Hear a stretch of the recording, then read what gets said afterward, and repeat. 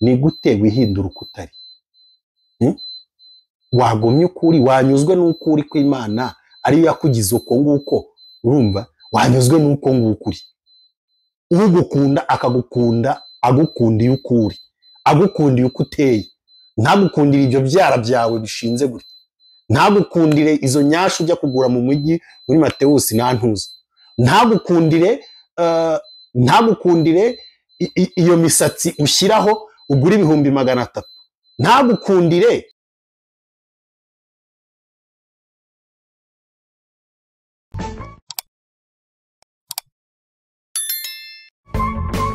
Hello.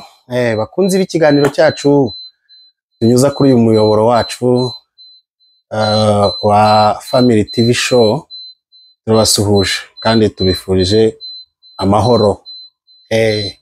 Muri kumwe rero na Aime Moses nkuko bisanzwe, inshuti yanyu yakadasohoka.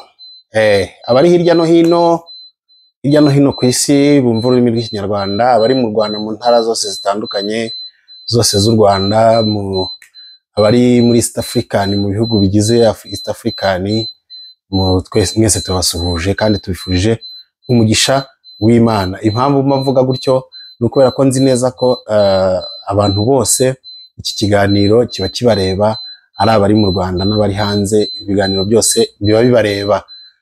Mbafitiye inkuru rero. Uyu munsi mfite inkuru nk'uko byaramwe, mfite inkuru. Inkuru nzanye ni inkuru ya hatari. Inkuru ya hatari, ni inkuru itoroshye. Bafite inkuru. Abantu mwese rero mukunda umuryango, mukunda imibereho y'umuryango mwiza. Iyo tuvuze umuryango, nongere mbisobanureho gatoya, tuba tuvuze papa na mama, ubwo ni umugabo n'umugore n'abana, n'undi muntu wese uba muri urwo rugo, burya nawe abagize umuryango. Hari abajya bibwira ko rero umukozi uba mu rugo atagize umuryango wanyu, abagize umuryango wanyu, kuko ikibi yakora kiraza kikataka rwa rugo abamo, nawe ari umuryango wawe rero. N'umwana urera, kabone n'ubwo waba utaramubyaye biologically, atari papa we atari mama we, ariko ukaba umurera mu rugo iwawe, nawe agize iki? Umuryango wawe. Ubwo rero ngiye iyo mvuze umuryango, icyo mba mvuga urugo, urugo rwose, umupapa, umumama, abana, ubwo abahungu nyine n'abakobwa, umukozi wo muri urwo rugo, umwana urererwa muri urwo rugo, abo ngabo nibo ngiye mbara ko bagize iki? Umuryango. Abo bantu rero mwese uko mbavuze aho ngaho, ibyo bintu byose, ibyo bintu mbagiye kuvuga cyangwa se ibiganiro dutambutse kuri uyu muyoboro birabareba. Birabareba pe, birabareba. Birabareba. Mbaza ni inkuru rero. Inkuru ni inkuru y'umukobwa umwe, umukobwa umwe yarananutse, afite ari maneke nyine, afite za taille twita ngo ni taille française, ariko noneho bikamutera iki? Ipfunwe. Abaho mu buzima nyine bimutera ipfunwe, yumva nyine afite ipfunwe.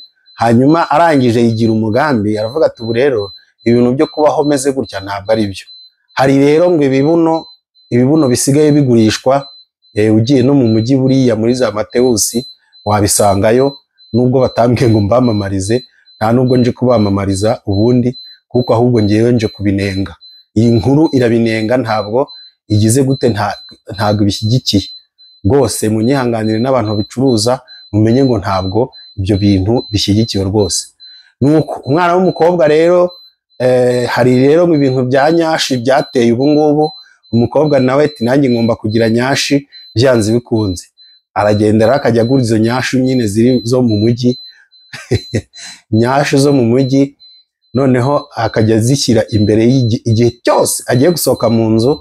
Umwana w'umukobwa akabanza agashyiraho izo nyashi zigurishwa, ubundi akagenda, abahungu bamubona mu nzira bakavuga ati dore umukobwa ufite amabuno, dore umukobwa ufite amabuno, dore ko amabuno muri iki gihe agiye kuzarikora.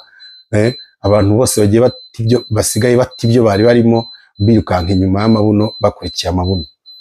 N'abantu mwe rero, uwo mukobwa igihe cyose nyine abaho afite uko agiye kwambara, akambara iki, akabanza agashyiraho ya mabuno nyine agurishwa, izo nyashu nyine zigurishwa, hanyuma za nyashu rero akagenda nyine umubonye wese mu nzira akavuga ati no mukobwa dore taye ye, dore uko ateye nuko. Igihe kiza kugera rero aza kubengukwa rero n'umuhungu. Amaze kubengukwa n'umuhungu, umuhungu amaze kumubenguka barakundana. Ariko muri uko gukundana, buriya ushobora gukundana n'umukobwa ariko umukobwa akaguhisha amabanga ku buryo bufatika, akaguhisha amabanga pe, akaguhisha neza, bikazagera igihe mufata umwanzuro wo kubana yaraguhisha amabanga utazi ko uyu mukobwa ayo mabanga ayafite. Ibanga rero yari afite ni uko nyine nta nyashu yagiraga, yari afite agataye nyine kari negligible niko navuga, ariko yabaga yashyizeho ya mabuno, wamurebaga wese yavugaga ati uyu mukobwa kabisa aruzuye, arakwiye. N'uwo musore rero yamukunze akurikiye arimureba, akabona ko uwo mukobwa agize gute, akwiye. Byaje kugenda gute rero? Icyakurikiye nuko barakomeje nyine barakundana, umukobwa akambara neza bagasohoka, ariko umusore yamubwira ati none se dore ko muri iki gihe abantu basigaye barabigize umuco, ngo ntabwo ngo wabana ngo n'umuntu ngo mutarigeze ngo mubanza muryamane, ariko ntabwo ngewe nizera kuko mu myizerere yanjye, ariko ngiye nkayeme imyizerere yanjye ntabwo nemera ko ibyo bintu bikwiye. Hanyuma noneho umukobwa nyine akamwangira ati ni ukuri wowe icishamo gahunda nk'uko ubishaka, tuzaryamana umunsi rwose twashyingiwe, nibyo bintu byiza, nibyo bintu bifite gahunda. Umukobwa arakomeza aramukanira pe. Umuhungu nawe kubera ko yari yakunze wa mukobwa, agakomeza akagira gute, akihangana, barakomeza barakundana, barasohokana. Ariko urumva we bajyaga gusohokana na wa mukobwa, byanze bikunze yabaga yashyizeho ya nyashu yaguze muri Matewusi, urumva yabaga yashyizeho ya nyashi yaguze yatumye mu Bushinwa, urumva noneho akaba yayishyizeho. Nyine umusore yamuri akavuga ati umukobwa dukundana kameme vraiment, umukobwa dukundana vraiment ni icyuki pe, ateye ubwoba, ni mwiza. Hanyuma icyaje gukurikira ni iki rero? Umuhungu nawe arangije nyine ashyira mu bikorwa nk'uko umukobwa yabimusabaga, bajya gusaba no gukwa. Bajya gusaba nyine umukobwa yajya gusohoka agashyiramo ya nyashu, umuhungu yajya areba nyine harya inyuma akavuga ati kabisa. Noneho umukobwa yaba igihe cyose urumva nyine yari nyashu yari yaraguze hehe, mu mujyi, urumva. Igihe rero reka kizagere noneho bashyingirwe, noneho bakora ubukwe bwiza. Bamaze gukora ubukwe bwiza, ubukwe butaba n'abantu, ababyeyi barishima, ababyeyi b'umuhungu barishima, bati ntwaye. Umusore nawe aranezerwa avuga ati kabisa ntwaye umukobwa ufite taye nziza, ufite taye nkunda. Noneho rero reka bazashyike umunsi wo gushyingirwa nyine, reka bazajye gukora umuhango wasizwe, umuhango wera, noneho umuhango wemewe, kuko bumva bari babyemewe n'amategeko, bagombaga nyine kubikora. Reka bazagere kuri ya ntuza rero, umukobwa akuremo umwenda wa mbere, akuremo wa kabiri, noneho agere kuri ya nyashu nayo, urumva ntabwo bagombaga kubikora afite ya nyashu, kuko ya nyashu cyari ikintu nyine yahomekagaho. Reka gikureho. Namara kugikuraho rero, reka umuhungu azamurebe noneho avuye ati se ni wowe nashatse cyangwa ni wowe nashatse? Umukobwa ati ni njyewe. Ni wowe nashatse? Ati ni njyewe. Ni wowe narebaga?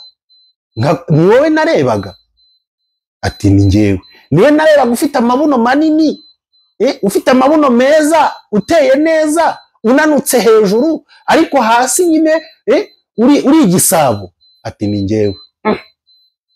Umusore ati oya, ntabwo ari wowe, ntabwo ari wowe, bampinduriye, ntabwo ari wowe. Urumva icyakurikiye ni iki? Wa musore urumva baraye batongana, aho kugira ngo bakore umuhango wera, ahubwo baraye batongana, barabavugana nabi, ibintu birakomera. Mu gitondo cya kare umuhungu ni umuhungu rero reka ahamagaze iwabo w'umukobwa, ahamagaze nyirasenge, ahamagaze iwabo w'umukobwa, ati ngaho rero munsobanurire, ni gute ngewe nka umukobwa mwarangiza mukagira gute, mukampindurira mukampo ntakoye, muransubiza inkwano zanjye. Ba nyirasenge nabo batise bimeze biti, arababwira ati ngaho namwe, araza nyine aramubereka ati ngaho namwe nimuze mundebere.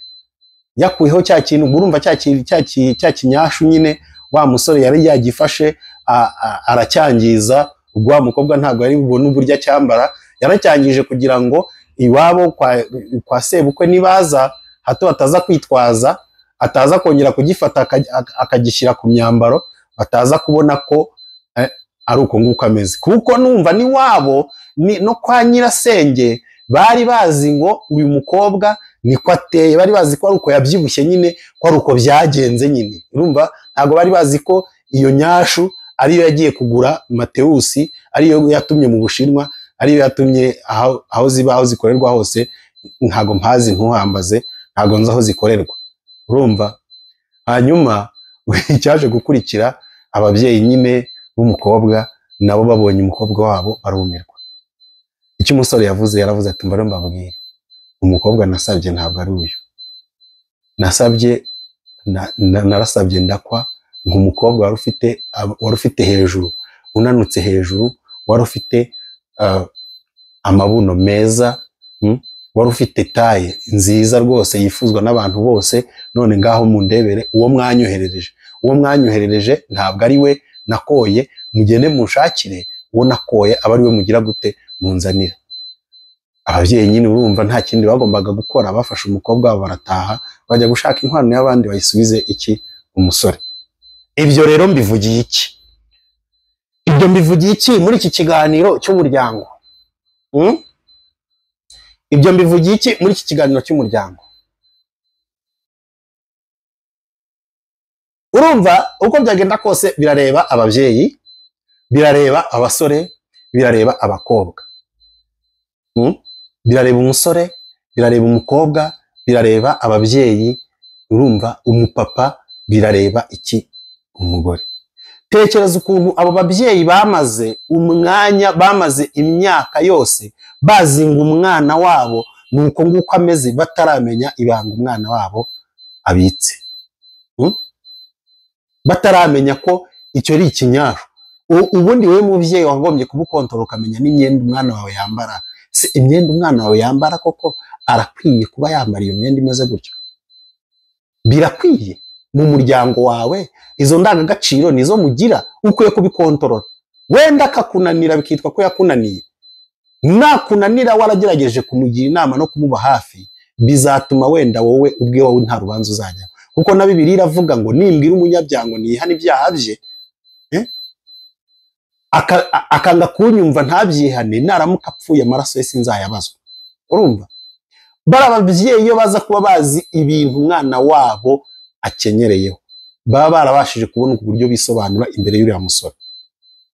Ariko kubera ko batigeze baba maso ngo babere maso begere umwana wabo, bamenye n'umwana wabo icyo ashaka, bamenye n'icyo bamukorera, bamenye n'icyo akwiye.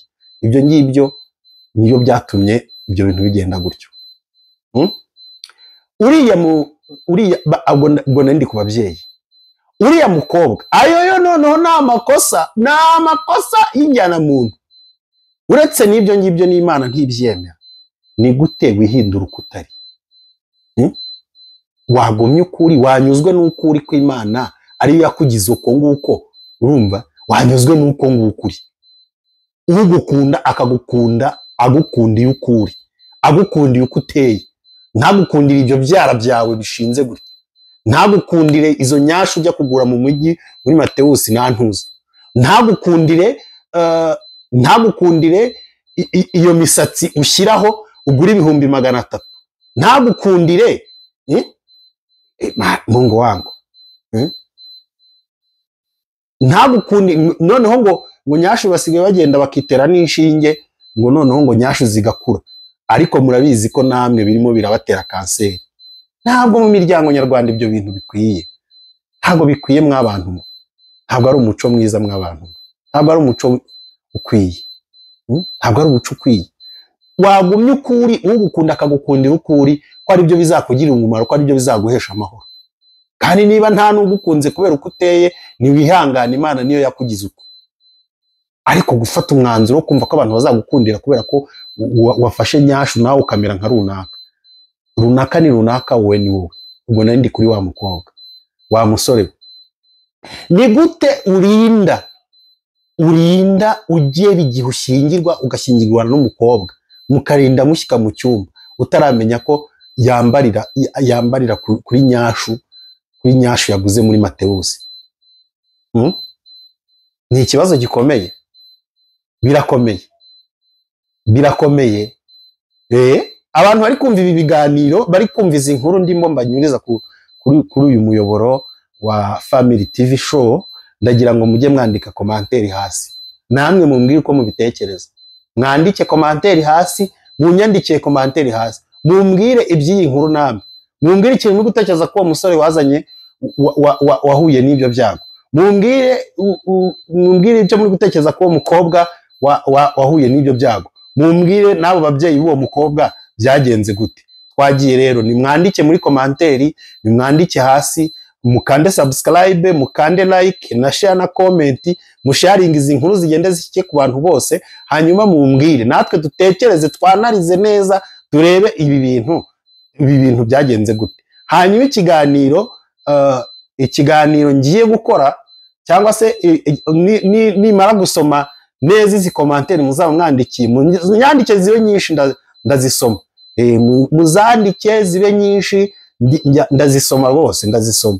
Hanyuma icyo ngiye gukora, nimara kuzisoma neza, nzagaruka hano nkora ikiganiro, mbabwire ibyo nakuye muri izi komanteri zo kuri iyi nkuru mbahaye. Ibiganiro byacu rero nakagaruka. Kandi umuntu ukeneye kudutera inkunga, nimero yacu iri hasi aho ngaho, nimero yacu iri hasi aho, duhamagare, mutwandikire kuri WhatsApp, tuganire, mutuganirize, muduhe ibitekerezo, muduhe inyunganizi ku biganiro tuba twakoze. N'umuntu wese ushaka kuduha ikiganiro, wumva koko ibintu biri kubera mu miryango y'uyu munsi, y'iki gihe cya none, uri kumva bimubabaje, uri kumva afite ikintu yabivugaho, ni ukuri muhaye karibu kuri iyi channel yanjye, aze tumuhe ikiganiro, ubundi yisanzure, aduhe ibitekerezo, aduhe igitekerezo cyiwe, atubwire icyo twakora kugira ngo imiryango yacu imere neza, turwanye inkuru nk'izi ngizi mbi zituvugwaho. Murakoze, mubane n'Imana. Ibiganiro byacu nyine nkuko nababwiye nakagaruka, nibihoraho. Mukande subscribe, like na comment, hanyuma dukomeze tubane nyine muri ibi biganiro, ubundi Imana yo mu ijuru ibahe umugisha. Ciao ciao.